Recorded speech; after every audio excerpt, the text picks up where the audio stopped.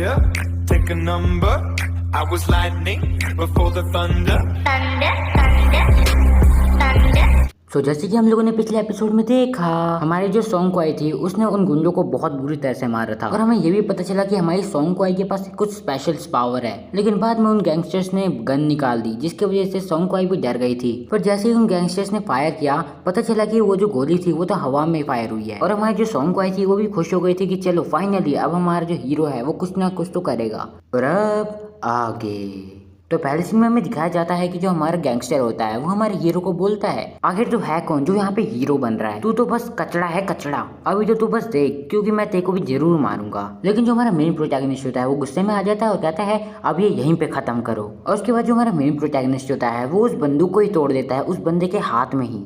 और उसके बाद वो जो गैंगस्टर होता है वो बहुत ही तेजी से चिल्लाता है क्योंकि उसकी सारी की सारी उंगलियां टूट गई। और उसके बाद जो उनका बॉस होता है वो कहता है आखिर तुम इंतजार किसका कर रहे हो, जाओ मार डालो उसे। और उसके बाद जो हमारा मेन प्रोटैगनिस्ट होता है वो अपने असली मोड में आ जाता है जहाँ पे वो अपना शैडो स्टेप नाम का एक मूव का इस्तेमाल करता है। और उसके बाद जो हमारे मेन प्रोटैगनिस्ट की स्पीड होती है वो एकदम पलक झपकने जैसी होती है। सारे के सारे जितने भी गैंगस्टर्स वहाँ पे होते हैं वो समझ नहीं पा रहे होते कि आखिर हो क्या रहा है। और उसके बाद हमारा जो मेन कैरेक्टर होता है वो उसके बाद रुक जाता है और रुकने के बाद उन गैंगस्टर्स के पास जितनी भी गन होती है, नाइफ होती है, सारी खतरनाक चीजें जो होती हैं वो हमारे मेन प्रोटैगनिस्ट उनसे छीन लेता है। और फिर जो हमारे गैंगस्टर्स होते हैं वो भी सोचते हैं कि आखिर हुआ क्या, एकदम से कैसे हमारे हाथ से सारे वेपन्स चले गए। और उसके बाद जो हमारा मेन प्रोटैगनिस्ट होता है वो उन बंदूकों को पकड़ता है और उसके बाद हमारा जो मेन प्रोटैगनिस्ट होता है वो उन गैंगस्टर्स को ये भी बोलता है, ऐसे लगता है कि मेरे को तुम्हें सबक सिखाना पड़ेगा क्योंकि तुम मेरी कभी भी बात नहीं सुनते हो। और उसके बाद जो हमारा मेन प्रोटैगनिस्ट होता है वो सिर्फ एक नहीं दो पिस्टल्स चलाता है, वो भी एक साथ, जैसे यहाँ पे हीरोपंती की मूवी चल रही होगी।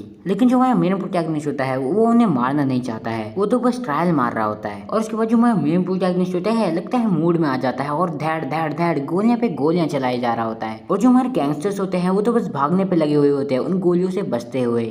और उसके बाद जो हमारा मेन प्रोटैगनिस्ट होता है वो बोलता है, क्या इस बार तुम मेरे को अच्छे से सुन पा रहे हो? और वहाँ पे जितने भी गुंडे होते हैं सारे के सारे जमीन पे लेट जाते हैं और कहते हैं मेरे को माफ कर दिया, हमें माफ कर दीजिए। और उसके बाद जो हमारा मेन प्रोटैगनिस्ट होता है वो उन्हें वही कॉकरोच वाली डिश देता है दोबारा। और उसके बाद उन गुंडों के बॉस से पूछता है क्या इन फ्राइड नूडल्स में अभी भी कॉकरोच है? और जो हमारा गैंगस्टर्स का लीडर होता है वो कहता है नहीं नहीं बिल्कुल भी नहीं है। और हमारा जो मेन प्रोटैगनिस्ट होता है वो बोलता है अच्छा तो फिर तुम किसका इंतजार कर रहे हो, खाओ इसे।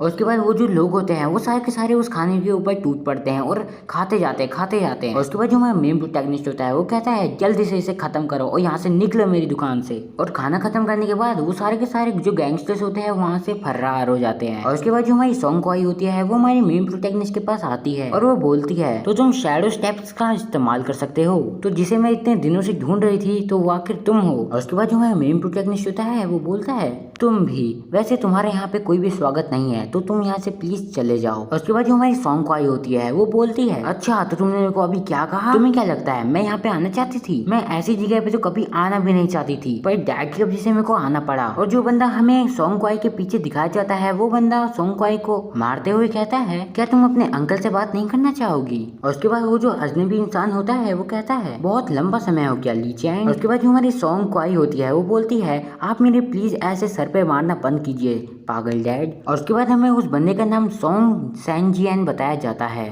और उसके बाद जो हमारा मेन प्रोटैगनिस्ट होता है वो बोलता है सॉन्ग हैंजियन आप तो वही हो ना जो कि सॉन्ग फैमिली के अगले मास्टर हो, आखिर आप यहाँ पे क्या कर रहे हो? और उसके बाद सॉन्ग हैंजियन बोलता है जब से तुम गए हो सॉन्ग फैमिली को कुछ चेंजेस देखने के लिए मिल रहे हैं और अब वो और भी ज्यादा बढ़ने शुरू हो गए हैं और इसी के कारण मेरे को वो जो कंट्री है वो छोड़नी पड़ी कुछ समय के लिए। और इसलिए मैंने सोचा कि क्यों ना मैं अपनी डॉटर की थोड़ी केयर कर लूं क्योंकि बहुत समय हो चुका था कि सॉन्ग क्वाई मेरे से दूर चले गई थी, तो आखिर पास्ट में हुआ क्या था। और उसके बाद सॉन्ग क्वाई बोलती है डैड आखिर आपको ये चाहिए क्यों था, और वैसे भी अब मैं बड़ी हो चुकी हूँ और अब मैं अपना ध्यान खुद रख सकती हूँ। और हाँ तुम्हारे इससे क्या मतलब है कि अगले मास्टर मेरे डैड अभी के मास्टर हैं। और उसके बाद जो हमारा मेन प्रोटैगनिस्ट होता है वो बोलता है अच्छा अभी के मास्टर, फिर मेरे पापा। और उसके बाद हमें बताया जाता है कि जो हमारे मेन प्रोटैगनिस्ट के डैड होते हैं वो असल में 2 साल पहले ही गुजर चुके होते हैं। और उसके बाद जो हमारा मेन प्रोटैगनिस्ट होता है वो कहता है आखिर मेरे को फिर किसी ने क्यों नहीं बताया कि आखिर इतना बड़ा हादसा भी हो चुका है। और उसके बाद जो हमारा मेन प्रोटैगनिस्ट होता है वो अपना मन बना लेता है कि वो एक बार दोबारा सॉन्ग फैमिली में जाएगा और वो ये भी कहता है क्योंकि आपकी जो बेटी है वो यहाँ पे नहीं रहना चाहती तो आप उसे मेरे साथ भेज सकते हैं। और उसके बाद जो क्वाई होती है वो बोलती है है कि आखिर तुम होते कौन हो जो डिसाइड करोगे कि मैं कहाँ जाऊंगी कहाँ नहीं जाऊंगी, और वैसे भी मैंने हाँ तो बोली ही नहीं है अभी तक। और उसके बाद वो